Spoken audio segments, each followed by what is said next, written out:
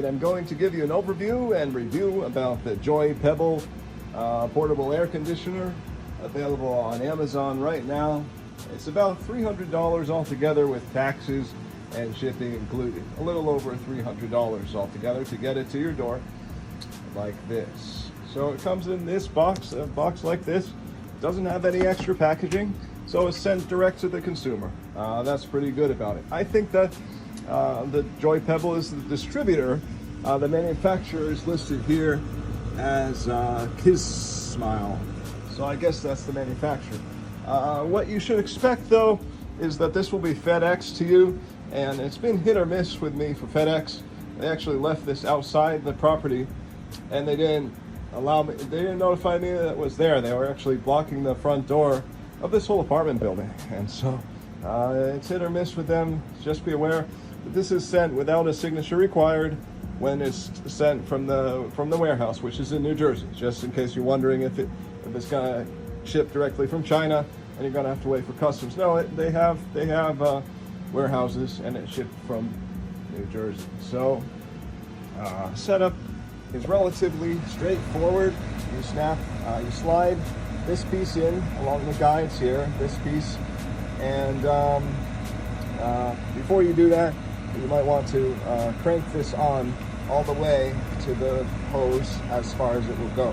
And then the same on the other side. Crank this on before snapping this piece into the window kit. Now the window kit is 37 inches long.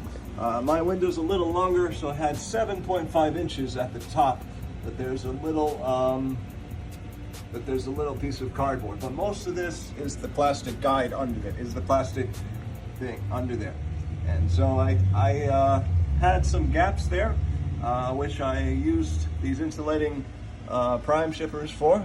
And evidently I'm a little dependent on Amazon this year. I don't want to be, but that sort of ended up what it is like, because things like this, these are not in supply in Seattle, and you can't really get an AC unit for around $300 in Seattle a lot of the time that has this this capacity. So this is a 10,000 BTU, and a lot of the time, you know, for a space like this is actually 390 square feet, I suppose. So this is for 350 square feet.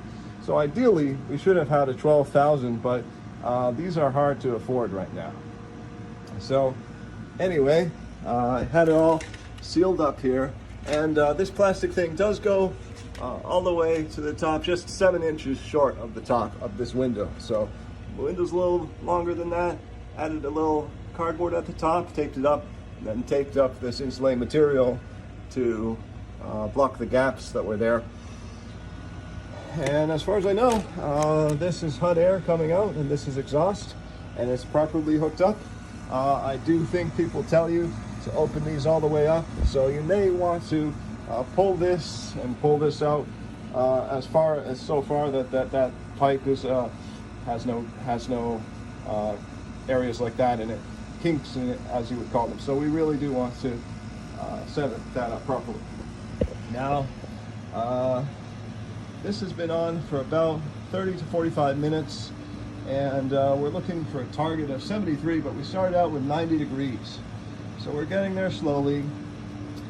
I think slowly but surely. I'm not sure if it will really drop lower than this. There may still be gaps and stuff, especially with this simple material. There may be gaps and things like that. So I'm gonna open up the hose all the way and push this a little forward, so that maybe that might get corrected. But I'm hoping that it'll be 73 as it's supposed to be, even though it's quite hotter than that right now. But humidity was like 65 and dropped really quickly, so it does help with the humidity.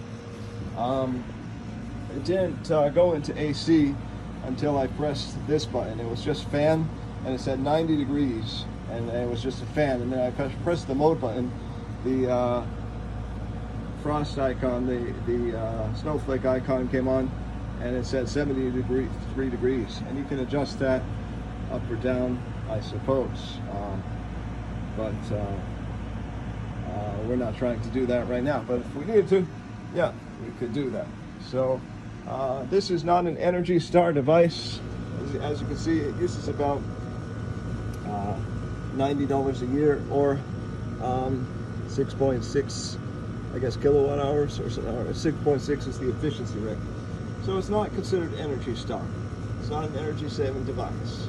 Okay, this is like what you can afford when you're poor and that sort of thing. So that's what we got. I do look forward to it to cool down, but I don't expect it to really cool down on a really hot day like this. But it does make it a little bit more tolerable if it's 86 as opposed to 90, and less humid. And I was having trouble with sleep. As you can see, I'm sweating a lot, profusely, and smell bad. The BO is really bad, and I wasn't able to sleep for several days really well, so I needed this. There's still about 30 days left in the summer that will be hot like this over the next few months, which is an average of $10 a day having this convenience, which is kind of high, but I guess if I'm home, kind of worth it too, in my opinion. So that's what I'd say about that. I do think that might be all it's going to cool down to. So I'm going to expand this here and push this, as I said, farther. I do think that might change it, but maybe not a whole lot. So that's the thing, is that this is a little bigger than this is rated for, this space, and it should be that you should have a 12,000, like I said. So, and you know, if you don't have the right gear for your space, well, of course, it's gonna work kind of funky, and that's all I had the money for too. But yep, that's the deal with buying these things, either factory direct or from a distributor on Amazon.